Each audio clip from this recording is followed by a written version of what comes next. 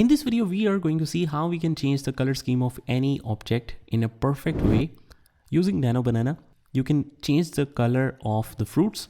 Like this is the original picture and I've just given a simple command to Nano Banana and I just uploaded the image and asked to change this apple to red apples. And here is the result. You can see the accuracy of the color change. It doesn't look like AI created. So let's find out how we can do this. First of all, like I said, you can use any one of the link. You can use aistudio.google.com. You can use gemini.google.com, or if you want to generate unlimited images that is supported by Nano Banana, here is the link, that is lmarena.ai. You can create from here as well. So it's your choice. I've already used that in previous examples. So let's try and find out here. Click on the new chat. Let's collapse this menu and make it full screen.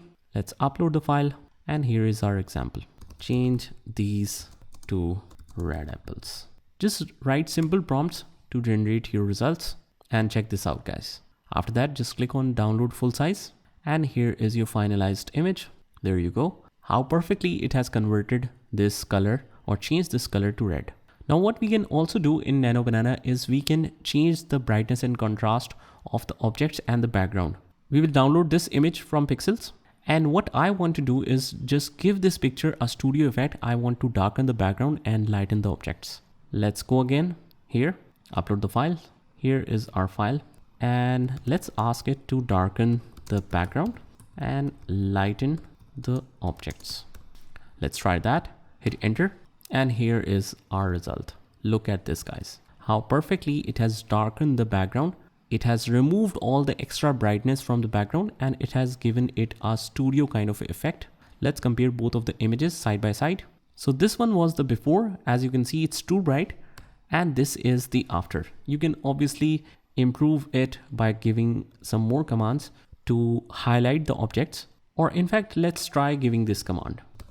Highlight the objects in bright color. I've just given a simple command just to test this. And here are the results, guys. As you can see, it has highlighted all the objects while keeping the background to dark. And not only that, if you are familiar with the color schemes, the brightness levels, you can define that in percentage as well. You can try something like adjust the brightness and increase it by 50%, reduce the hue by 20%, and so on and so forth. So that's how we can change the color of the objects and also adjust the brightness level and vibrance levels in the pictures. Just try this by yourself and I will see you in the next one.